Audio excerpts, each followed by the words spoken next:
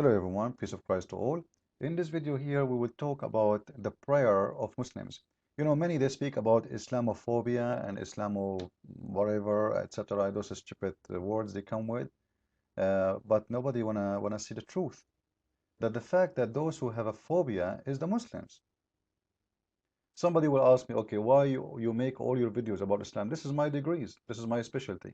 Like, you know, somebody he's an eye doctor, he talk only about eyes because this is what his knowledge is about. For me, I earned degrees in this religion. I spent my life studying this religion, you know, as any study, and it's my duty to share my knowledge, that's all. I feel the risk of this filthy religion, so I share my knowledge.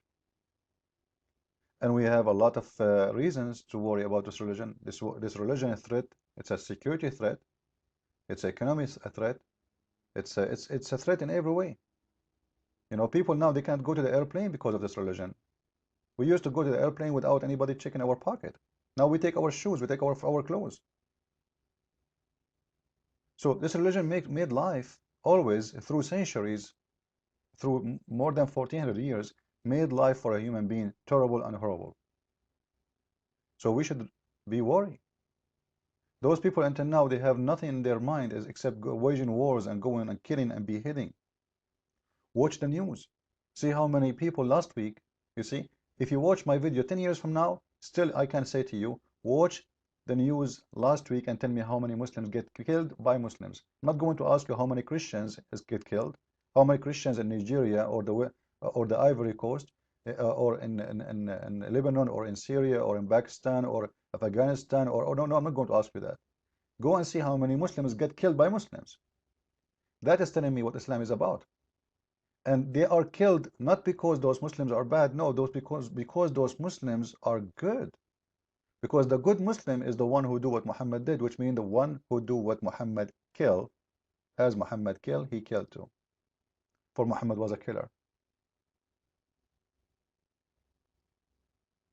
When a Muslim he pray, the first thing he do in the morning, he pray. Many do not know that the first thing he do in his prayer, he's cursing us. He's asking his God, oh God, don't make me like the Christians and the Jews, those who you curse them and those who they are lost. Why a Muslim cannot pray to his God without being infected with this phobia of the Christians and the Jews? Can't you say to God, okay, don't make me bad, God? Why God will make you bad anyway? I don't understand. I don't get it. Is it God who made you bad? Yes, in Islam, Muslims believe that Allah is the one who made people bad. Because Islam is a stupid religion because Muslims believe anyway in something called destiny. Allah, He created your destiny before you exist. So even the prayer doesn't make sense. Because if you are made to be this way before you are born, so your prayer will not do anything because simply your destiny is already made up. And we spoke about destiny. You can search my videos or you can read my book, The Deception of Allah, volume number 1. I speak about destiny and I show that this religion is very weird, stupid religion. The God of Islam, even a child, a Muslim, he is born as a Muslim, he dies as a Muslim when he is baby, still he is not guaranteed to go to heaven. Why? Because Muhammad, he said that Allah, he decide for children's, for everyone, to be in heaven who is going to be in hell before he was even born. So it's not what you do, it's not a prayer you make, it's not a deed you make, it is a destiny you go to. Which means all the prayer of Muslims is simply something funny and have no reason. Because if your destiny is already preset, what the point of this prayer? Nothing. I will tell you what the point. The point of this prayer is to keep Muslims busy. Muhammad didn't want them to think, to spend 15 minutes or 20 minutes to do ablution, another 15-20 minutes to do prayer, 5 times a day. So he will disturb their day. They cannot even think. They can't even read a book because the whole day is occupied with things. Stupid things, because you don't want them to think.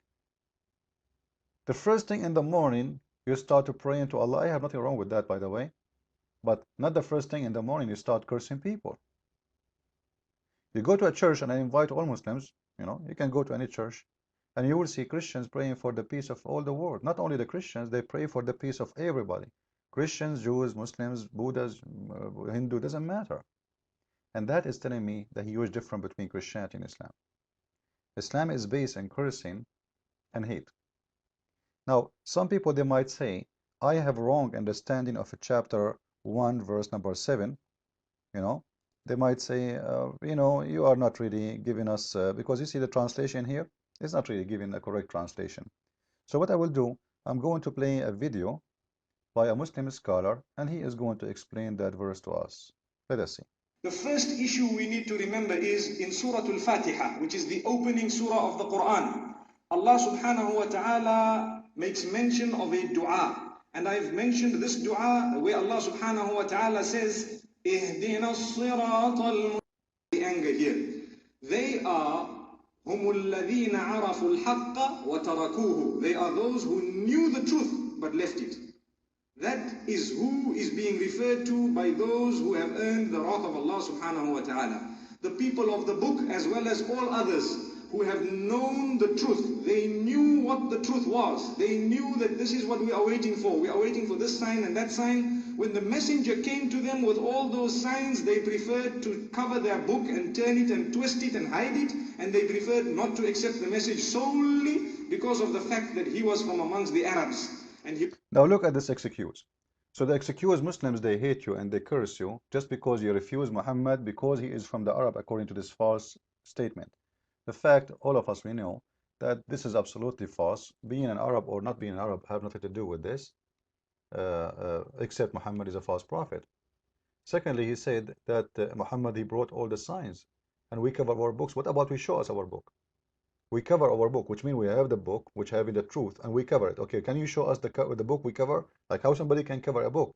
You don't own a book. The Bible is, everybody have a Bible.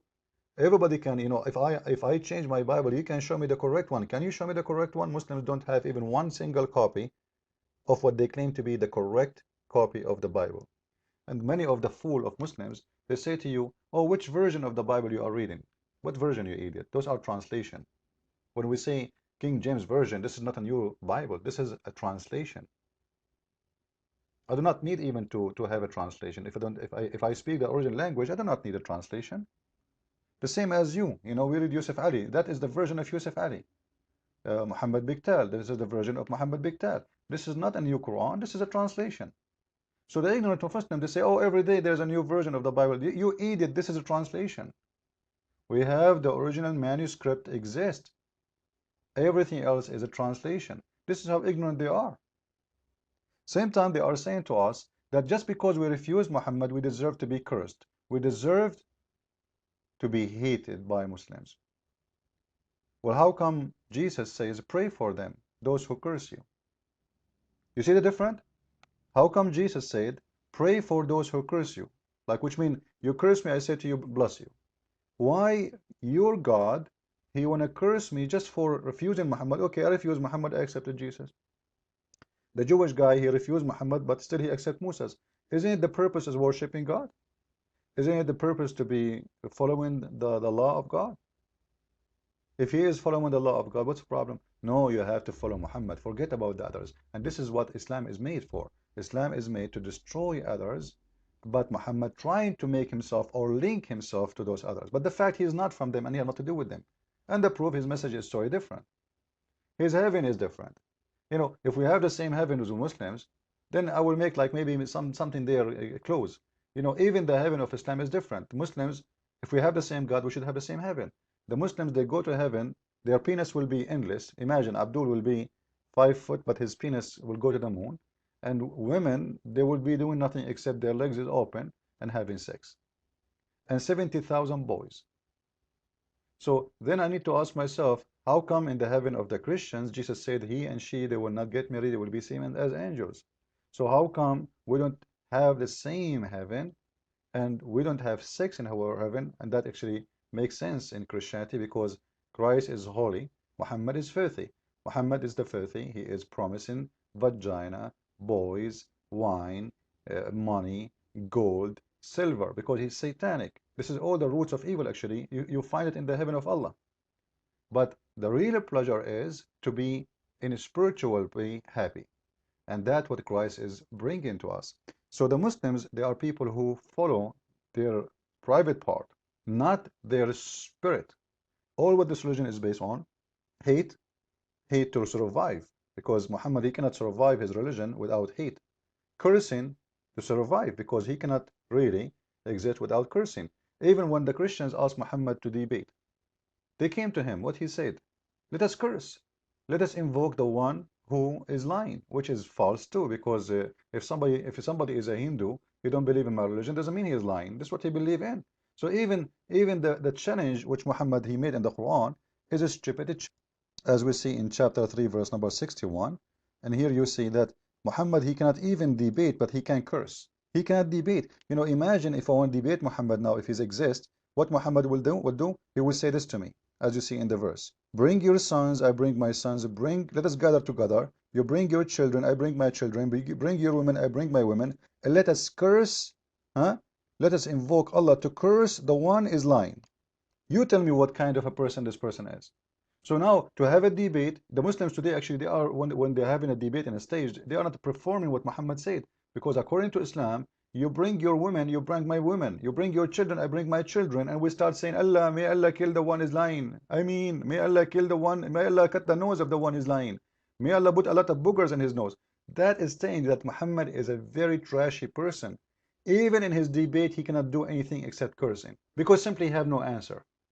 It is the only way to survive, to keep the truth away, is just to curse people, which means shout, scream, show anger, and not to listen. And this is what he wanted from his followers, because simply, if those people stop shouting, screaming, listening, then they will understand. So he don't want them to understand. This is why he said to them in chapter 5, verse 101, ask not questions, for things look evil for you in the Quran. As we see here, chapter 5, verse 101, you go to Yusuf Ali, and by the way, I don't approve the translation, but it's okay. Oh, you believe, ask not questions about things which is if made plain to you. Actually, it's made ugly. Tasu'akum, evil. Look evil for you. So even a Muslim, he cannot ask questions about things look evil for him in his Quran, because simply Muhammad, he have no answer. Now, you tell me, if I cannot ask my prophet the questions, I will ask who? So Muslim cannot ask. He cannot ask to question. He can ask to accept, which means he can accept silly stuff like how I can pray my brother. Oh my brother, put your hand here and your hand there and your nose there. But ask serious questions? No. Ask not questions, for things look ugly and evil for you. Just accept it. So what Muhammad he want anger, he want hate, he want cursing, he want ask not questions, because simply you question this religion, verse number 102, it says the answer. Because if you ask those questions, many people before you, they asked those questions and they lost their faith. Which means Muhammad, he admitted that if you ask questions to Muhammad, he cannot answer you, therefore you will leave Islam. And this is exactly what Islam is about. Islam is a stand-alone religion by cursing, not a stand-alone religion by faith. Which means by cursing others, I would try to make myself look better. But I can prove myself better. Because to prove myself better, I have to answer questions, I have to give education. All what they do, nothing but cursing, including cursing others. Even they curse the Muslims. They curse the Muslims, even their prayer to kill, like the Muslim Shia, they curse the Sunni curse the Shia. Muslim Shia, they can't pray without cursing Umar and Ali, Umar and Uthman and Aisha and Abu Bakr. And Muslim Sunni, they love to curse others, and same as cursing the Shia. And actually, I will show you a video at the end of this video. I hope this was a good video for you to learn about Islam and Muslims, why Islam is spreading hate, and why it is even their prayer is a prayer of cursing. Follow with more videos, please, and don't forget to get my book, The Deception of Allah. Thank you. هؤلاء الشيعة يعني سبحان الله، يعني هؤلاء أكفر خلق الله. أنا مش عايز أقول كلام، يعني كلام بشع فعلا. هؤلاء الناس يسبون الصحابة ليل نهار.